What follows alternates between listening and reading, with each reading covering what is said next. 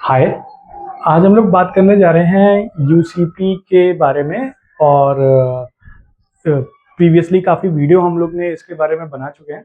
अभी हम लोग आगे बढ़ेंगे और कुछ आर्टिकल्स हम लोग ने पिछली वीडियो में भी कवर किए थे, कुछ आर्टिकल्स उसमें से रह गए थे, वो आज हम लोग कवर करेंगे। तो आज आर्टिकल 12 हम लोग देखने जा रहे हैं। इसको हम लोग इन डेप्थ में देखेंगे कि क्या रोल्स एंड रिस्पॉन्सिबिलिटी होती है बैंक की, ये नॉमिनेशन बैंक की, और कैसे हम लोग यूज़ कर सकते हैं इसको जब हम लोग अगर हम लोग एलसी हैंडल कर रहे हैं तो। ठीक है, तो स्टार्ट करते हैं। तो सबसे पहले नॉमिनेशन का मतलब देख लेते हैं। नॉमिनेशन का मतलब होता है कि ये जो नॉमिनेटेड बैंक होता है, जब हम लोग एलसी इशू करवाते हैं तो एक इशूइंग बैंक होता है और एक नॉमिनेशन बैंक होता है, कंफर्मिंग बैंक होता है। ठीक है, 3 बैंक इन्वॉल्व रहते हैं सिंपल टर्म्स में। तो एक सेलर के साइड से बैंक, एक बायर के साइड से बैंक, और एक बीच का जो पेमेंट ट्रांसफर होता है वो होता है। ठीक है, तो अब हम लोग ये देखते हैं कि नॉमिनेशन बैंक की, इसमें ना हम लोग ये आर्टिकल में देखेंगे नॉमिनेशन बैंक की रोल्स एंड रिस्पॉन्सिबिलिटी क्या होती है। ठीक है, तो नॉमिनेशन बैंक बीच वाला बैंक हो गया।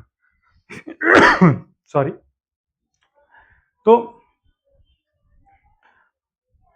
तो ये नॉमिनेशन बैंक ऑथराइज्ड होता है। ऑथराइज्ड मतलब कि ये नॉमिनेशन बैंक को लाने का काम करता है जो इशूइंग बैंक होता है, जो बायर के बिहाफ पे जो बैंक होता है, वो बैंक ये नॉमिनेशन बैंक को बीच में लाने का काम करता है। ठीक है, और इसके बाद इसका काम होता है कि जब एलसी खुलती है, ठीक है, एलसी खुलने के बाद जब पेमेंट की बारी आती है, खुलने के बाद मतलब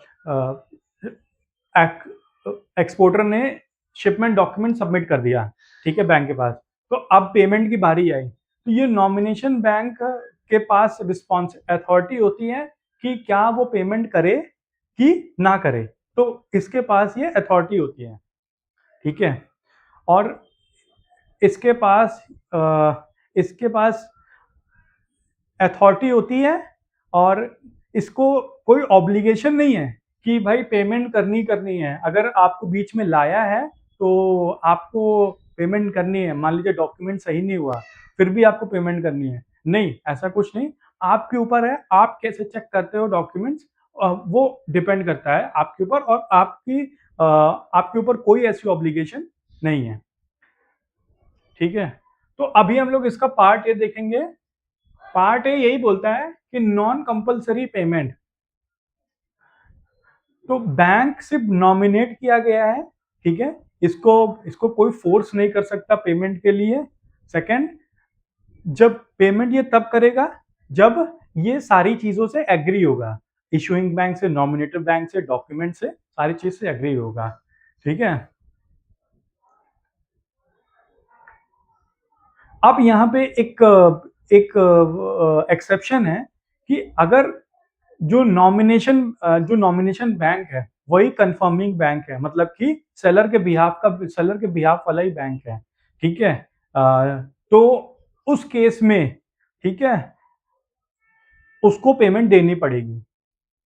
ठीक है, ये बोलता है कि अगर नॉमिनेशन बैंक इशूइंग बैंक है, मतलब कि पहले 3 बैंक था, अब 2 बैंक है, और जो सेलर के बिहाफ वाला बैंक है उसी को ही नॉमिनेशन और उसी को ही आपका इशूइंग बैंक बना दिया गया है। सॉरी, उसी को ही नॉमिनेशन और इसी को ही कंफर्मिंग बैंक बना दिया गया है। तो उस केस में उसको पेमेंट करनी पड़ेगी, नॉमिनेशन बैंक को पेमेंट करनी पड़ेगी एक्सपोर्टर्स को। ठीक है, एलसी के बिहाफ पे।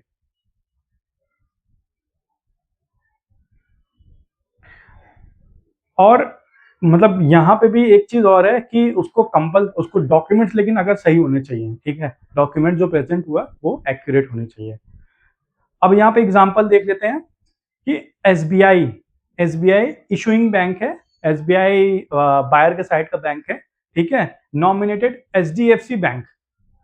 एचडीएफसी बैंक को नॉमिनेट किया उसने पेमेंट करने के लिए, एंड जो एक्सपोर्टर्स था, ठीक है, जो सेलर है, वो डॉक्यूमेंट सबमिट किया एचडीएफसी को, ठीक है, तो एचडीएफसी के पास अथॉरिटी है कि वो पेमेंट कर भी सकता है और नहीं भी कर सकता है, सिंपल, ठीक है। फिर इसके बाद आ जाते हैं पार्ट बी में, प्री पेमेंट और डिस्काउंटिंग, ठीक है, ये डिस्काउंटिंग है, प्री पेमेंट और डिस्काउंटिंग।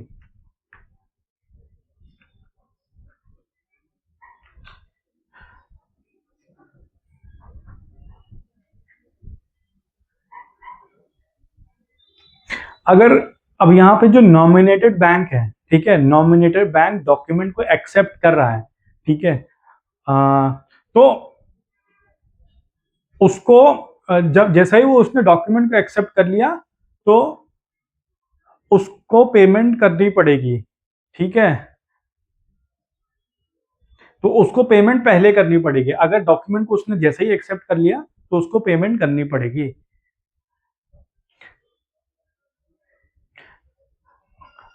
नहीं, सॉरी, अगर जो नॉमिनेटेड बैंक है, ठीक है, अगर उसने डॉक्यूमेंट को एक्सेप्ट कर लिया, ठीक है, और या तो वो डॉक्यूमेंट को एक्सेप्ट कर सकता है, या तो ये बोल सकता है एक्सेप्ट करके तुरंत पे कर देगा, या तो वो डिफर्ड पेमेंट करेगा कि वो एक टाइम बना देगा कि मैं इस टाइम के बाद पेमेंट आपका करूंगा, ठीक है।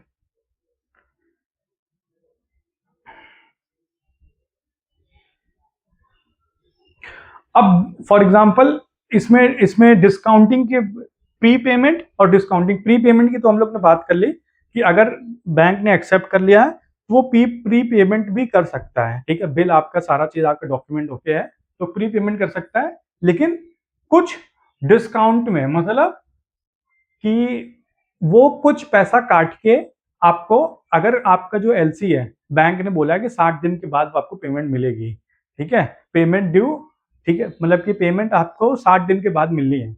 अब यहाँ पे आपको तुरंत पेमेंट चाहिए तो आप क्या करेंगे, जो बैंक से कहेंगे कि मुझे तुरंत पेमेंट चाहिए, तो बैंक आपका कुछ परसेंटेज काट के, वो डिपेंड करता है बैंक टू बैंक, ठीक है, तो कुछ परसेंटेज काट के वो आपको पेमेंट कर देगा एट द टाइम ऑफ, वो तुरंत पेमेंट कर देगा, ठीक है। ये उस केस में है जब आपका बैंक पेमेंट, जब आपका पेमेंट ड्यू हो, काफी लंबे 60, बैंक कहता है कि आपको 60 दिन के बाद पेमेंट मिलेगी, या कुछ ऐसी एलसी हो, डिफर्ड एलसी हो, जो 60 दिन के बाद वाली एलसी हो, तो उस केस में आपको पेमेंट अगर जल्दी चाहिए तो फिर डिस्काउंटिंग करना पड़ेगा, ठीक है।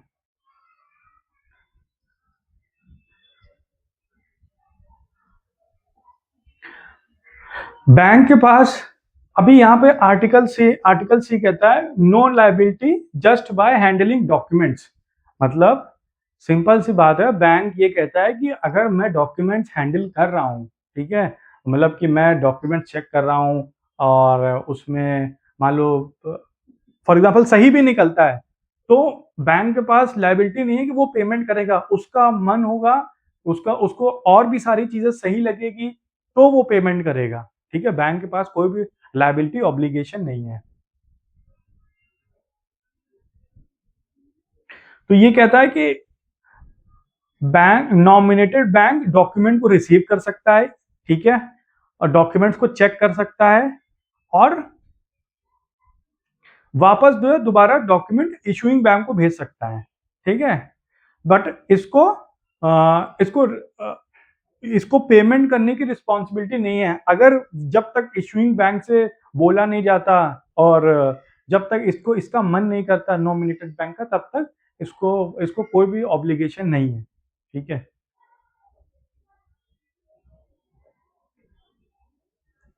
तो इसका सिंपल मतलब है कि डॉक्यूमेंट्स वो चेक कर सकता है, पेमेंट की रिस्पॉन्सिबिलिटी नहीं है उसके ऊपर। एग्जाम्पल, एक्स अब यहाँ पे एक एक्सपोर्टर है, वो अपना डॉक्यूमेंट सबमिट करता है एक्सिस बैंक में, ठीक है, एक्सिस बैंक आपको नॉमिनेटेड बैंक है, और तो एक्सिस बैंक चेक करेगा डॉक्यूमेंट और फॉरवर्ड कर देगा एसबीआई को, ठीक है, तो ये उसके ऊपर उसको पेमेंट नहीं करनी थी, सिंपल टर्म्स में Axis bank is not liable to pay, ठीक है, उसको उसके ऊपर कोई लायबिलिटी, उसको कोई उसके ऊपर प्रेशर नहीं है पेमेंट करने का। ठीक है,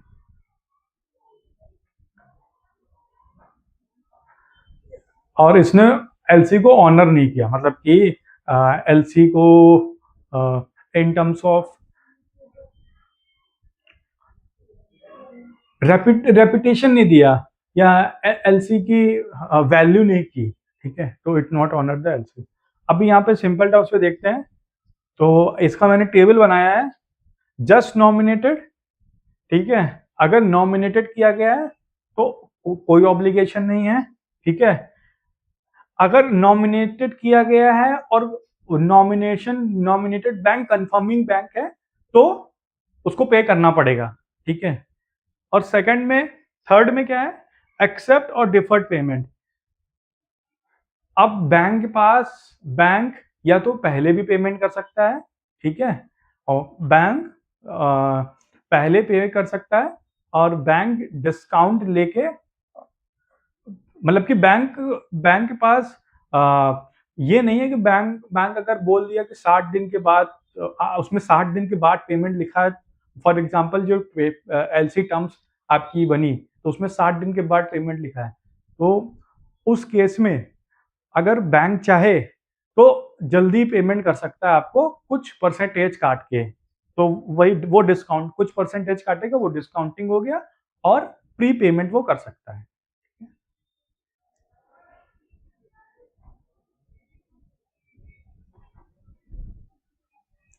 ठीक है,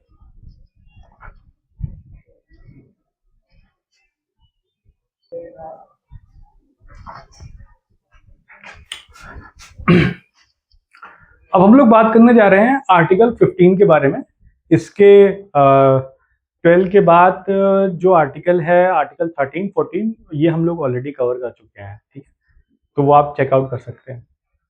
तो आर्टिकल 15 हमारा कहता है कंप्लाइंट प्रेजेंटेशन। अगर सारे डॉक्यूमेंट सही हुए तो क्या बैंक क्या पेमेंट देगा? तो चाहिए वही समझते हैं, चलिए आइए। तो अभी इशूइंग बैंक के बारे में समझते हैं कि अगर सारे डॉक्यूमेंट सही रहते हैं, ठीक है, सारे डॉक्यूमेंट सही रहते हैं, तो इशूइंग बैंक को पेमेंट करनी पड़ेगी। ठीक है, सिंपल, इशूइंग बैंक को पेमेंट करनी पड़ेगी, सारे डॉक्यूमेंट सही रहते हैं। सारा चीज ओके है तो पेमेंट करनी पड़ेगी, सिंपल। ठीक है, सारे डॉक्यूमेंट्स अगर करेक्ट हैं तो इशूइंग बैंक को पेमेंट करनी पड़ेगी। और बाकी इसमें जो जब आप डॉक्यूमेंट प्रेजेंट करेंगे तो सारे डॉक्यूमेंट्स अगर जो एलसी है उससे मैच हो रहे हैं, उसके सारे टर्म्स जो उसमें लिखे हैं वो सारे मैच हो रहे हैं, तो पेमेंट करनी पड़ेगी। और इसके बाद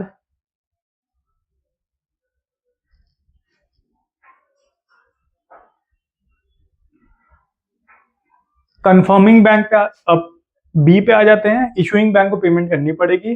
कंफर्मिंग बैंक पे आ जाते हैं।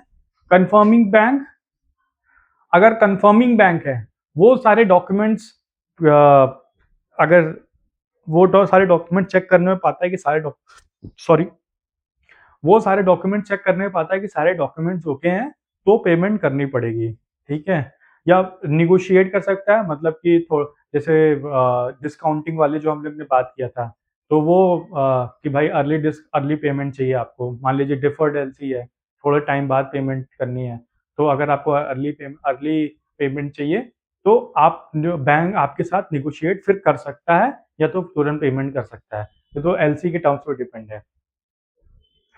या तो वो डॉक्यूमेंट जो है इशूइंग बैंक को सेंड कर सकता है। ठीक है,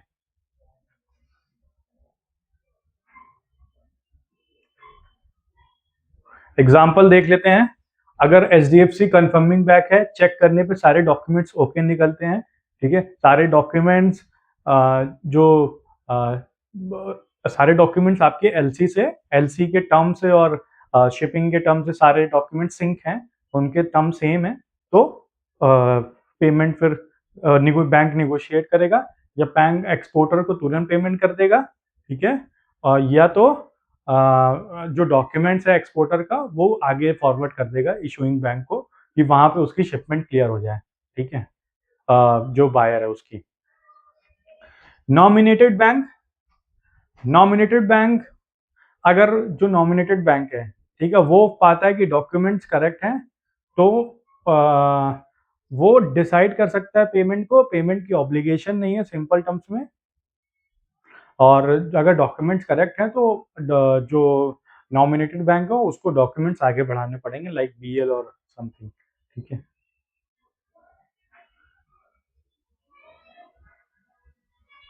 अगर अगर नॉमिनेटेड बैंक अगर पेमेंट करता है, ठीक है, तो आपको आपका जो डॉक्यूमेंट्स है उसको आगे फॉरवर्ड करना पड़ेगा।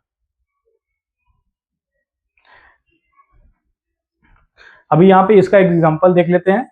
एक्सिस बैंक है, एक्सिस बैंक को नॉमिनेटेड बैंक बनाया गया है, डॉक्यूमेंट चेक करता है, सारे चीज उसमें करेक्ट निकलते हैं, सारे जो टर्म्स है उसमें करेक्ट निकलते हैं, और जो बाकी सारे डॉक्यूमेंट्स है वो मैच हो रहा है, तो वो फिर एक्सपोर्टर को पे कर देगा, ठीक है। और ये और जो डॉक्यूमेंट्स है, जो है मान लीजिए बीएल है, तो वो प्रूफ ऑफ शिपिंग बेसिकली होता है, तो वो जो भी डॉक्यूमेंट्स होगा वो सारे डॉक्यूमेंट्स आगे इशूइंग बैंक को बढ़ा देगा, ठीक है।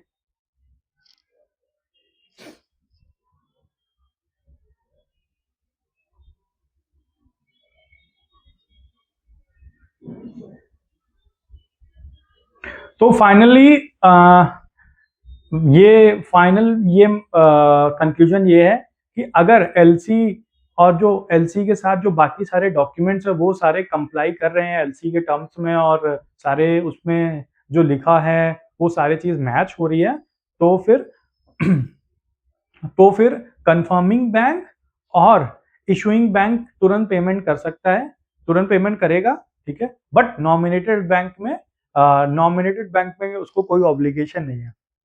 मे ऑनर और मतलब कि पेमेंट कर भी सकता है, और तुरंत पेमेंट नहीं करेगा, कुछ टाइम बाद करेगा, सिर्फ आपके डॉक्यूमेंट्स आगे बढ़ा सकता है, ठीक है।